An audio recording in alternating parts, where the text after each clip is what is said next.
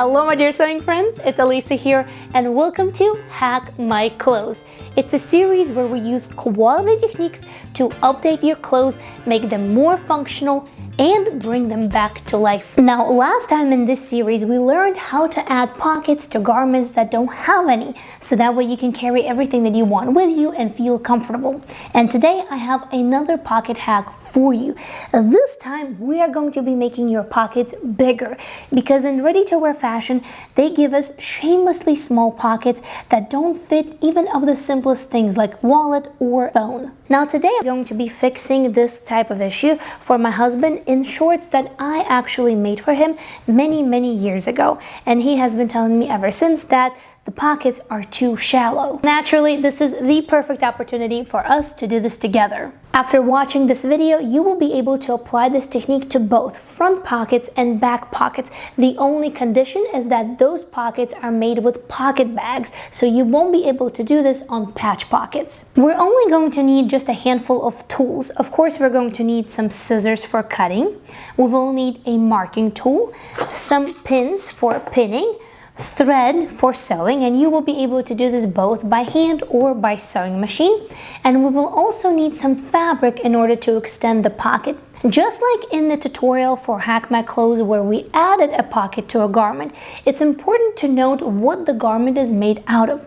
Mine is made out of cotton, so for the extension of my pocket, I'm going to be using just a very simple cotton muslin. Now for your project, you might need different fabric. So if your pocket bags were made from polyester lining, I would probably stick with that for your extension as well. If you're not sure, usually it will tell you on the tag what your garment is made out of, and sometimes it will say that the shell of the garment is, let's say, 100% cotton, and then the lining is polyester and whatnot. So definitely read the tags. As always, we are going to get started with assessing and evaluating the garment that we're going to be working with, because that is going to tell us how difficult or how easy and what is that we're going to need to do in order for this hack to work. We primarily want to take a look at the pocket bags. So here's my garment and I'm turning it wrong side out. When you look at them, know two things: how they've been constructed and the shape of them. Mine are rounded and constructed with a serger. Then, if your pocket bag is sandwiched into the side seam, know that as well. Take a look at it from the wrong side and from the right side of the garment. In my case, from the wrong side, it's been constructed with a serger. From the right side, it's also been top stitched. It's important because we will undo the side seam for the hack and then replicate it in order to put everything back together. Now that that is clear, let's get to it. To begin, I actually want to mark where is the opening of the pocket. So we know that here it begins right after the waistband, but I want to find where is it at right on the side seam. For that, let's go back to the right side of the project. We want this spot right over here. So you see the waistband, the pocket, and this spot right over here. We want to place the pin right there, turn it back to the wrong side, reposition the pin, and ta-da! Now we have marked the spot. If your pocket here forms a straight angle, so a 90-degree angle, then this is going to be a piece of cake for you.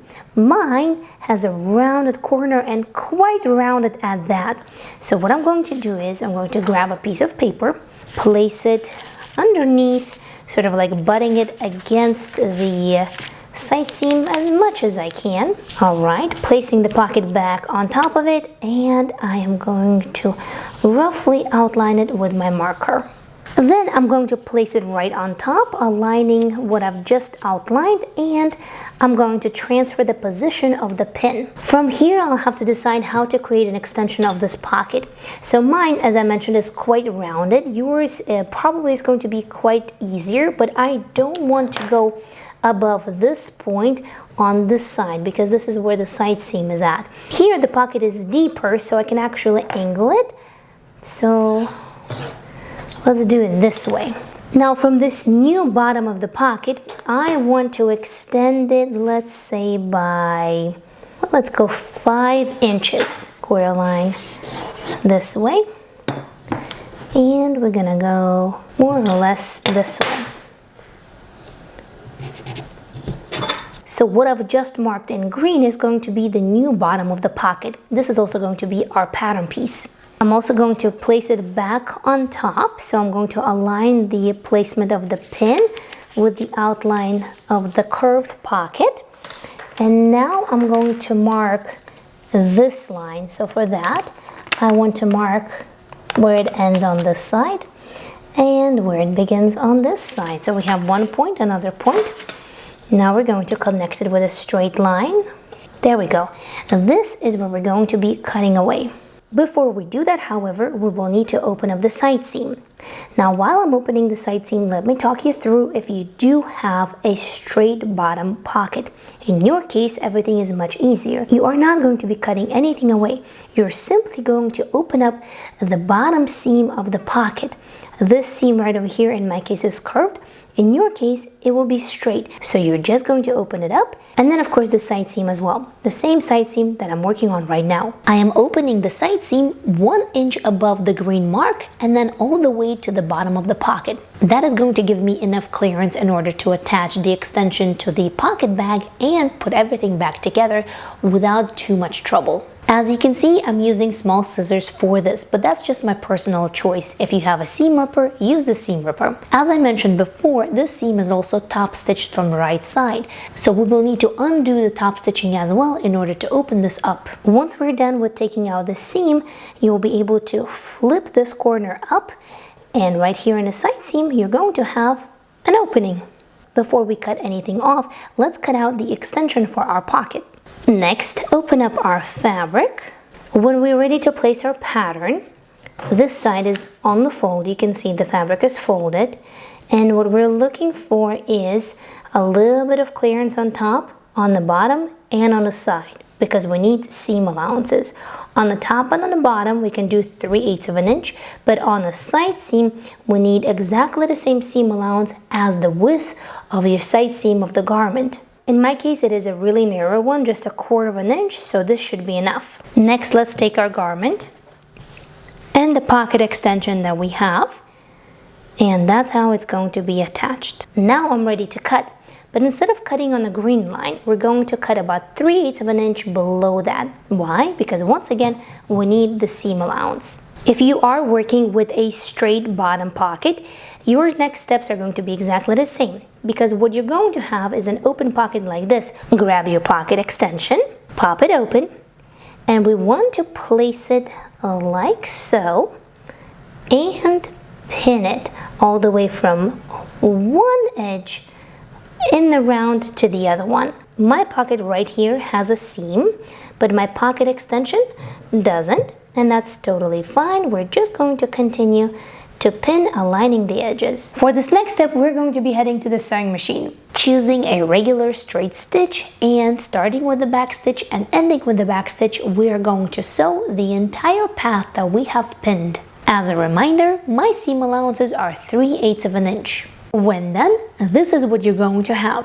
To continue, we will need to finish the raw edges of this seam. For that, on my sewing machine, I will choose a tightly spaced zigzag stitch like under the selection of number 5. And then I will finish the entire seam, making sure to stitch right on the edge of the fabric. My seam allowance is naturally looking up, so that's how I'm going to give it a really good press.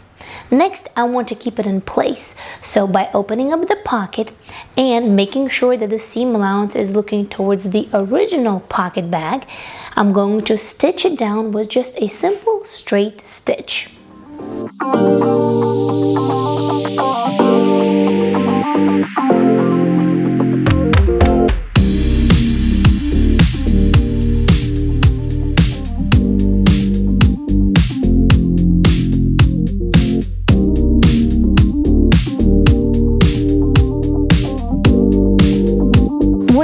Hacking and upcycling, a lot of times there isn't just one clear-cut path.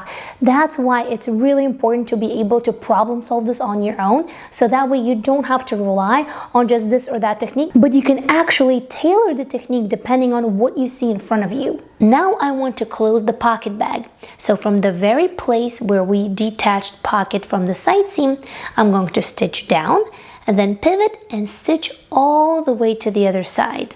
Just like before, first we're going to do that with a simple straight stitch, and then we're going to do a zigzag to prevent the edges from fraying. This will complete the pocket bag, but now we're left with a hole in the side seam. To close it off, we are going to sandwich part of the pocket together with the side seam as it was originally done. I'm going to start stitching a little bit above, let's say about an inch or so, and end up stitching a little bit below the actual opening in the side seam. Just like before, first we're going to do that with a straight stitch and then with a zigzag stitch on the edge.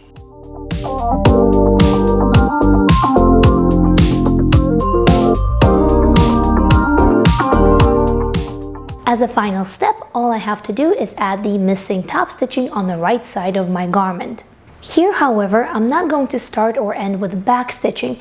Instead, I'm going to do just a straight stitch, and once done, pull the loose threads to the wrong side of the garment and tie them in knots. That way it's going to look seamless from the right side of the garment, like nothing ever happened.